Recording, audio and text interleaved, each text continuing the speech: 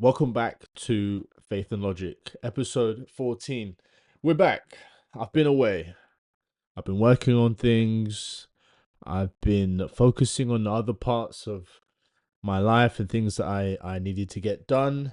A longer hiatus than perhaps I planned on having, but it was necessary. I feel like it's been of great value. I've done a lot of good things in this period, which are going to set me up for, the start of the new year. And I thought that I would come back before the end of the year with a message probably mostly centered around my current experience, things I've got going on right now, things that I think which will be of relation or relatable to a lot of people out there who maybe have a goal in mind or something that they're trying to achieve or get done. And just people in general, I think we're all probably experiencing the same thing currently during this winter period, or the winter grind, as I'm probably going to call this episode. The winter grind. It's a very grinding part of the year. In many ways, it's the best part of the year, right? You're getting probably, I mean, if you work in an office, you're getting a break. You're getting maybe a week off, week and a half off over the Christmas period. You're getting to rest a little bit. You're getting to spend time with family. There's a lot of very good things about this part of the year. This part is very celebratory, particularly over the Christmas period and the New Year period. There's a lot to be thankful for. There's a lot to be grateful for. And I think we get to express that during this time of year. We get to give gifts. We get to receive gifts. A lot of good stuff. We get to eat good food. We're not complaining, okay, about the winter grind. The winter grind is welcomed. There's a lot of very good aspects to this part of the year. However, okay, with any good thing, there's also some drawbacks, some negative things as well. And it's obviously colder if you live in certain parts of the world.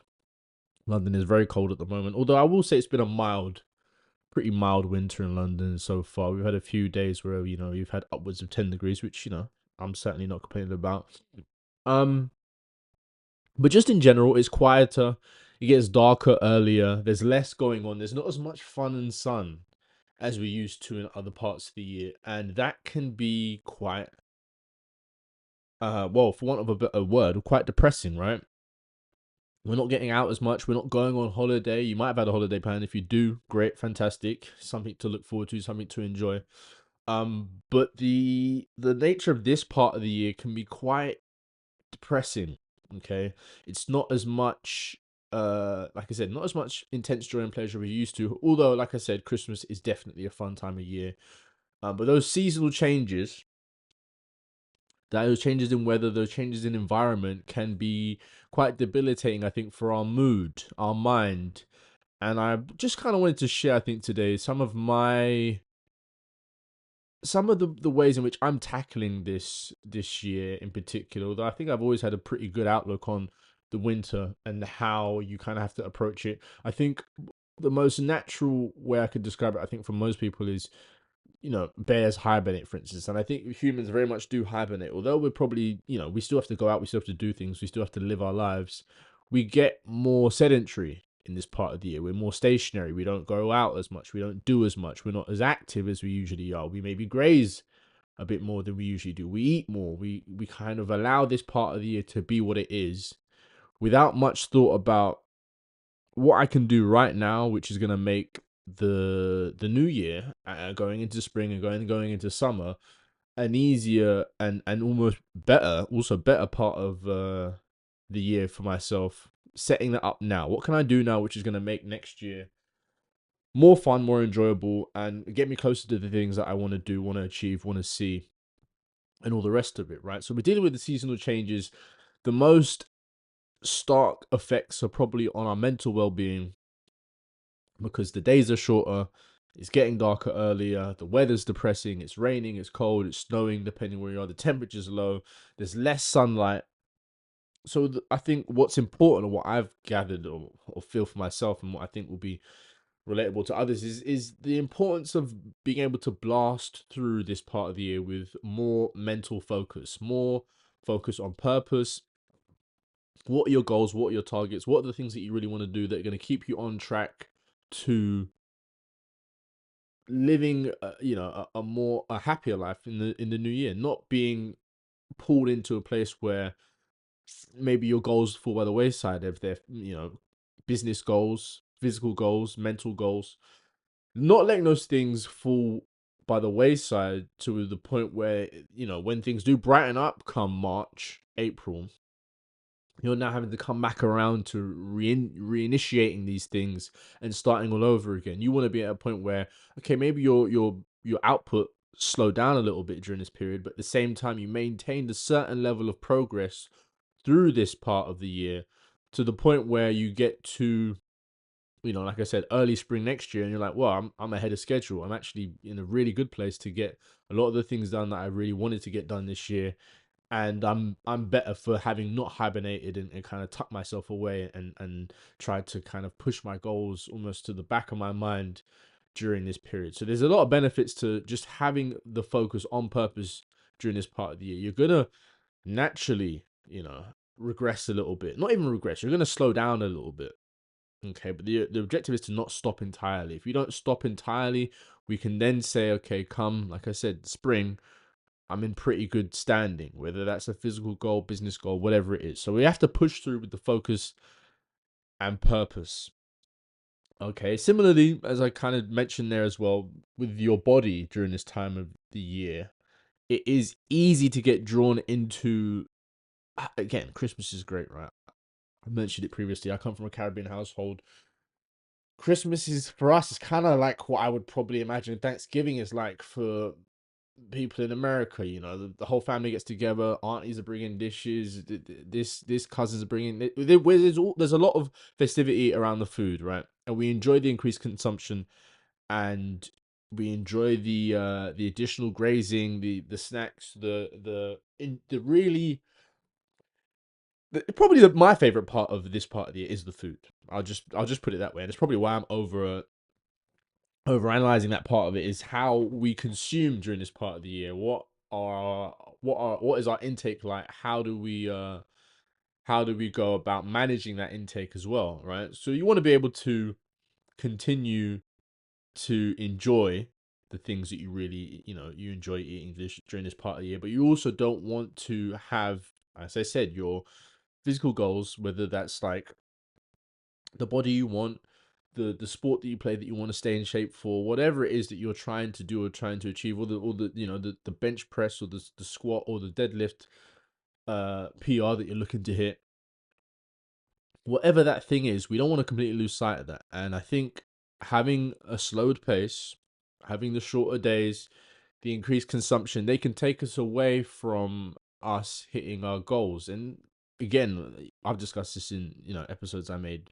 months ago, but it's all relative to now, right? The discipline is what's going to get you through that. So having the days of enjoyment across the Christmas period, but also maintaining focus on the goals and not completely stepping away from your routine. So your routine that you've been maintaining all throughout spring, all throughout summer, all throughout the autumn, not just getting to this time of year and saying, all right, I'm going to throw that out the window.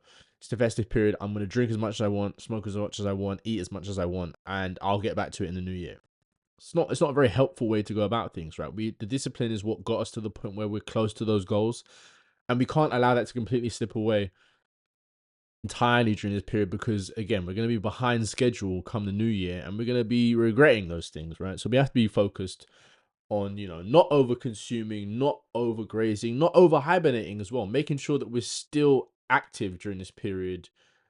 That lack of movement or slowed movement of not going to the gym, not going to play the sport that you play, not going after those physical goals is going to be debilitating for you come the new year, right? So we want to prep the body for a strong new year. We want to prep the body to be ahead of schedule. We want to come back in 2025 better than we were in 2024. So I think it's important to maintain the discipline, maintain a routine. You're going to have your fun. No one's saying don't do it, but I think it's important to just say to yourself, a level of restraint is just necessary. We have to exercise that where and when we can, because a healthy human body is priceless, and you only get one. And if it breaks down on you in any way, shape, or form, and that's quite, that's at the other end of the spectrum. But if it was to break down on you, you're gonna give anything to get that body back into the shape that it was. Whether that's even not quite the peak shape, but just to have it back in working condition is gonna be priceless to you. So it's important that we maintain that value in ourselves, even when we're trying to enjoy ourselves across the Christmas and festive period and the new year, of course, right? Healthy human body is priceless. Similarly with this, okay, I saw an interesting statistic yesterday that the number of people in hospital in the UK for the flu is up 41% this week. Okay. So similarly with the body and looking after our, perhaps it's our weight or just mobility or whatever it is the actual health aspect. So not getting ill or trying to avoid sickness or trying to fight through sickness when we do get sick during this period is very important. There's a lot of viruses, a lot of contagions, and things of that nature going around at this time of the year. They're more prolific and prevalent than they are in any other month, right? So what precautions are we taking to avoid these things, and what preventative measures are we taking to keep ourselves as healthy as possible so that we can maintain our routine and our discipline? Because if we get sick, those things are naturally going to fall down as well. So being aware of your environment, how you're looking after yourself, and what precautions you're taking to avoid sickness, also very, very important as well. You don't want to get other people sick. You got other people in your lives, your parents, family members, cousins, nieces, nephews, uncles and aunts. You don't want to be the person who's contagious at this time of year. Obviously, there's no way to completely avoid getting sick. Sometimes it just gets to you. Sometimes it can get to you through just being run down and the temperatures we have this time of year. So it's all about being very careful. What supplements are you taking? What vitamins are you taking that are gonna keep you from getting sick? Something as simple as just taking garlic to fight off any just internal viruses and bacteria that can get hold of you this time of year. It's very, very important. Right. So just to recap the start of what we've been discussing here. So looking after your mind, very important. Looking after your body as well, very important.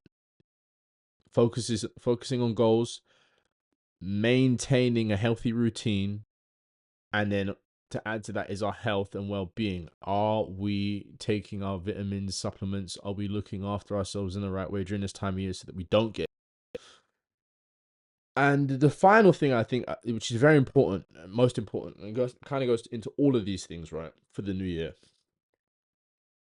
things to focus on for the Christmas and festive period, is our actions. What are we doing currently which is going to take care of things further down the line? What's next? What is the next goal? What's the next thing you need to do? And what's the thing after that that needs to be done? Can we get ahead of schedule during this more quiet period where people are less active? If you can stay moving towards your target while other people are kind of just taking a bit of time off, you're going to be ahead of schedule. You're going to be ahead of other people. You're going to be in a better position come the new year.